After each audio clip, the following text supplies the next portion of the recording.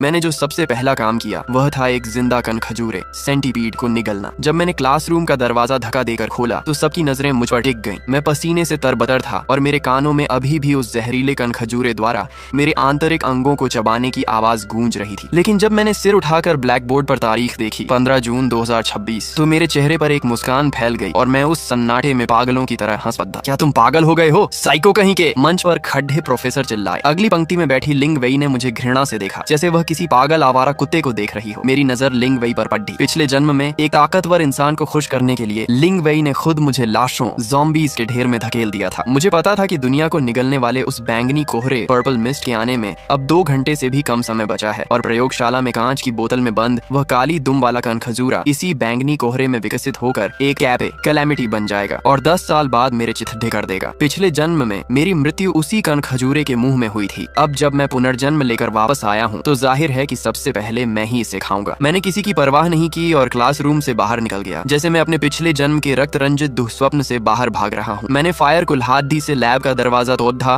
और उस छोटे से कीड़े को ढूंढ निकाला जो ड्रैगन बनने वाला था। वह अभी भी कांच की बोतल में डप रहा था, अपनी नियति से अनजान। मैंने बोतल उठाई और बैंगनी कोहरे के आने से ठीक पहले उसे जिंदा निगल लिया। उसके पैरों के मेरे गले को खुरचने का एहसास ऐसा था जैसे मैं एक तलवार निगल रहा हूँ। तीखे और बदबूदार जहर ने मेरे पेट को जला दिया। मैं जमीन पर गिरकर थर्ड डी आइपने लगा। मेरी खाल फटने लगी और फिर जुद्धाने लगी, हड्डियां तद्दुधाकने लगी। तभी बाहर से चीख पुकार की लहरें उठने लगी। बैंगनी कोहरा आ गया था। प्रलय शुरू हो चुकी थी। वे जल्द ही समझ जाएंगे कि भेद्दा का मांस खाने वाला भेद्दा बन जाएगा, बतख की गर्दन खाने वाला बतख बन जाएगा। और जबकि हर कोई अपनी जान बचाने के लिए बेतहाशा भाग रहा था, मैंने आपदा के मूल कैलामिटी इटसेल्फ को ही निगल लिया था। इस जन्म में मैं वध के लिए खड्डा मेमना नहीं बनूंगा। मैंने अपनी आंखें खोली और जमीन से धीरे धीरे उठा। मेरे शरीर की मांसपेशियों के कारण कपड़े फट चुके थे। मैंने अपने हाथों को देखा। वे लंबे और गोरे थे, दिखने में कमजोर, लेकिन जैसे ही मैंने मन में सोचा 5 उंगलियों से 5 काली हड्डियों की कीलें बोन स्पाइक्स बाहर निकल आईं। वे किसी म्यान से निकली तलवार की तरह नीली चमक बिखेर रही थी। टैलेंट जागृत, कैलामिटी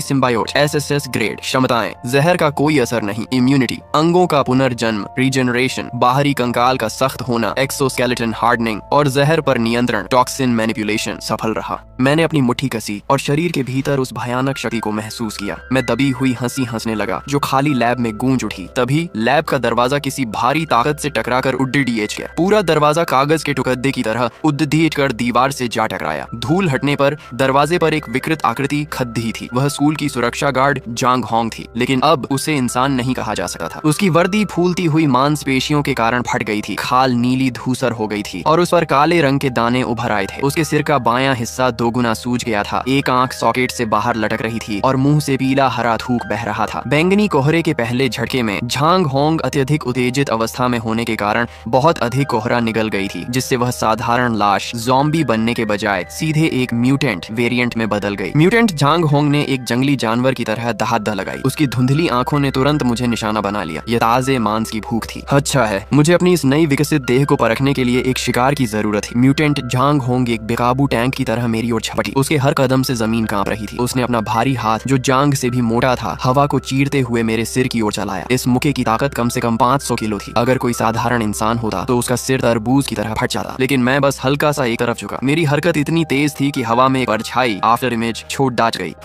झांग होंग का मुक्का कंक्रीट की जमीन पर लगा और वहाँ एक बद्दा गड्ढा बन गया। पत्थर के टुकड़े चारों ओर उठाने लगे और मैं पहले से ही उसके बगल में खड़ी रहा था। बहुत धीमी हो, मेरी आंखें ठंडी थी। मैंने अपना दायां हाथ चाकू की तरह बनाया, हड्डियों की कीलें बाहर निकाली और झांग होंग की मोटी गर्दन पर एक वार किया। चीर, जैसे गर्म चाकू मक्खन को काटा है, बिना किसी रुकावट के। एक ही वार में खात्मा। यही एसएसएस ग्रेड टैलेंट और एक साधारण म्यूटेंट के बीच का अंतर है। मैंने जमीन पर पड़ढ़ी लाश की ओर देखा तक नहीं। मैं झांग होंग की लाश के पास गया और अपनी हड्डियों की कील से उसका सीना चीर दिया। उस धड़ ढकते हुए बैंगनी काले दिल के पास से मैंने चावल के दाने के बराबर एक धूसर क्रिस्टल निकाला। Mutant crystal. यह इस प्रलय की मुद्रा, करेंसी भी है और विकास का स्रोत भी। मैंने उसे मुंह में डाला और टॉफी की तरह चबाकर निगल लिया। एक गर्म लहर मेरे पेट में दौड़ी और लड़ाई में खर्च हुई थोड़ी बहुत ऊर्जा तुरंत वापस आ गई। अभी पर्याप्त नहीं है, ये बहुत कम है। मैंने सिर उठाया और लैब के बाहर देखा, जहां पूरा कैंपस बैंगनी कोहरे में डूबा था और चीखें गूंज रही थीं। मेरी आंखों में उस नर्क जैसे दृश्य का प्रतिबिंब था, लेकिन मेरे चेहरे पर एक शिकारी वाली क्रूर मुस्कान थी। मैंने जमीन से फायर कुल्हाड़ी उठाई, झांग होंग की लाश को लांघा और लैब से बाहर निकल गया। बाहर जाना पहचाना कैंपस अब एक कसाई खाने में बदल चुका था। भागते हुए छात्र अपने ही साथियों द्वारा पकड़े और फाड़े जा रहे थे। लगभग 10-12 छात्रों का एक समूह पागलों की तरह टीचिंग बिल्डिंग की ओर से भागता हुआ आ रहा था। वे खून से लथपथ थे, कुछ के अंग गायब थे, कुछ के कपड़े फटे थे और उनके चेहरों पर चरम आतंक था। सबसे आगे बास्केटबॉल की वर्दी पहने एक लड़का था जिसके हाथ में मॉप का डंडा था। वह खुद को बचाने के लिए रास्ते में आने वाली लड़कियों को बेदर्दी से धक्का दे रहा था। उस समूह के पीछे एक विशालकाय रेंगने वाला जीव क्रीपर आ रहा था। वह कभी स्कूल की कैंटीन वाली आंटी हुआ करती थी, लेकिन अब उसके हाथ पांव उल्टे मुद्दे हुए थे और वह मकद्दी की तरह जमीन पर रेंग रही थी। उसके पेट के बीचों बीच एक विशाल डरावना चेहरा फटा हुआ था जिसकी जीभ किसी भाले की तरह बाहर निकली और अंत में भाग रहे एक मोटे लड़के को जकड़ लिया। उस लड़के ने पेड़ के तने को पकड़ लिया और उस लड़के की ओर हताशा से हाथ बढ़ाया। बास्केटबॉल खेलने वाले लड़के ने अपना हाथ आगे बढ़ाया जिसे ली हाउ कहा जाता था। उसने पीछे मुड़कर देखा, लेकिन वह रुका नहीं बल्कि और भी तेज भागने लगा। उसने तो अपने पास वाली लड़की को भी पीछे धकेल दिया ताकि उसे झोंबी के आगे चारे की तरह इस्तेमाल करके राक्षस का ध्यान भटका सके। मैं सड़क के बीचों बीच खड़ा था, हाथ जेब में डाले ठंडी नजरों से इस तमाशे को अपने सामने आते देख रहा था। ली हाउ ने मुझे रास्ता रोकते हुए देखा। इस नाजुक वक्त में उसने मेरा चेहरा नहीं पहचाना, बस मुझे एक रुकावट समझा। उसने हाथ में पकड़े मॉप के डंडे को पूरी ताकत से मेरे कंधे पर दे मारा। वह मुझे पीछे वाले राक्षस के आगे मीट शील्ड की तरह फेंकना चाहता था। दफा हो जा,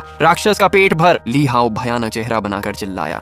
मॉप का डंडा मेरे कंधे से ठीक 3 सेंटीमीटर पहले रुक गया। मैंने सिर्फ एक उंगली से ली हाउ की पूरी ताकत से चलाई गई लाठी को रोक दिया था। आसपास भागते हुए छात्र यह देखकर सुन्न रह गए, यहाँ तक कि वे पीछे वाले राक्षस को भी भूल गए और अनजाने में उनके कदम रुक गए। मैंने जमीन पर पड़े ली हाउ की परवाह नहीं की। मेरी नजर भीड़ के पार उस ग्लूटन पेटू राक्षस पर पड़ी जो उस मोटे लड़के को निगल रहा था। उस राक्षस को भी मेरे भीतर से अपने ही जैसा लेकिन खुद से कहीं उच्च स्तर के शिकारी का एहसास हुआ। उसने अपने मुंह में दबा आधा चबाया हुआ मांस थूक दिया। उसके पेट पर बने बड़े मुंह से एक दबी हुई गुर्राहट निकली। उसकी खूंखार आंखों में पहली बार डर की झलक दिखी। बहुत शोर है, मैंने धीरे से कहा और पलक झपकते ही मेरा शरीर वहां से गायब हो गया। हवा का एक झोंका चला, लोगों को बस अपनी आंखों के सामने धुंधलापन महसूस हुआ। अगले ही पल वह घमंडी ग्लूटन स्पाइडर अचानक कांपने लगा। मैं न जाने कब उसकी पीठ पर जा खड़ा हुआ था। मैंने एक हाथ से उसके बालों को पकड़ा और उसका सिर झटके से ऊपर उठा दिया। बहुत कमजोर। मेरे दाहिने हाथ की हड्डियों वाली कीलें बोन स्पाइक्स ड्रिल की तरह घूमने लगी। मैंने उन्हें सीधे राक्षस के सिर के ऊपरी हिस्से में घोंप दिया जो दिमाग को चीरते हुए जबड़े के नीचे से बाहर निकल आई। उस विशाल राक्षस की लाश धड़ाम से गिर पड़ी जिससे बैंगनी धूल का गुबार उड़ा। पूरा मैदान शांत था। मैंने राक्षस के दिमाग से एक हरे रंग का क्रिस्टल ग्रीन कोर निकाला, उसे अपने कपड़ों से पोंछा और लाश से नीचे कूद गया। छात्र मुंह बाएं मुझे देख रहे थे। मैं उस लाश के पास खड़ा था, लेकिन मेरे शरीर पर खून की एक बूंद तक नहीं थी। उनकी आंखों का डर अब एक पागलपन भरी उम्मीद में बदल गया था। ये डूबते हुए इंसान की आखिरी तिनके को पकड़ने वाली नजर थी। लोग तुरंत मुझे घेरने लगे। अभी कुछ देर पहले जो एक दूसरे को धक्के दे रहे थे